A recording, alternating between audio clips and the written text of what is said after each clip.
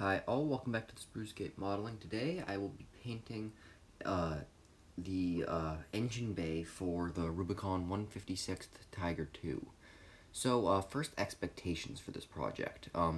Interior will not be the standard German interior where the lower parts are red oxide primer and the upper parts are cream Weiss.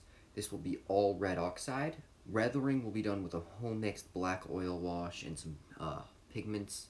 And with that, we'll get onto it. So, first I primed this with Vallejo's Red Oxide Primer, and then started painting it with a home mixed gray.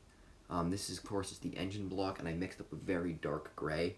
Um, so, I'm not hitting the top with this, only the rest of the engine block, 'cause I think it's the air filter up top. Now I'm going to be taking gunmetal gray, and I'm going to be painting some of the metallic details. I think that's spark plugs, a couple other bits. I also mixed red and white for a bit of, I think it's red and black to paint the exhaust pipes. Now we take the black wash to go over the air filter. We're also going to be using flat brown for a bit of shadowing and a highlight of the primer. So now we're moving on to pigments. This is just a black pigment that I'm using for a little bit of soot on the exhaust pipes and areas around them. I'm going pretty heavy with this. This is an experiment. This engine isn't going to be seen when the project's actually done. I'm also doing a bit of streaking with a really light blue that I have, and a bit of rust with an orangey color.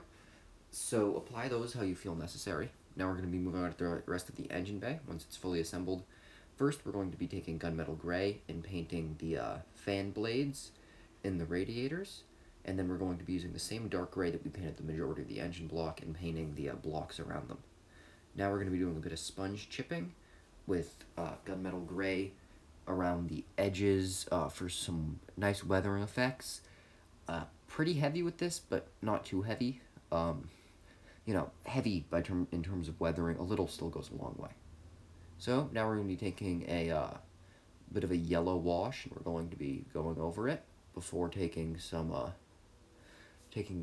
pigments. This one black with a little bit of red mixed in, and we're going to be making the paint look a little bit faded. Now you hit the whole thing with a black wash before going back over the pigments a little bit, make sure they're a little bit more vibrant. So, I'm done with the engine bay. Thank you for watching, and I'll have more with the rest of the interior soon. Thanks.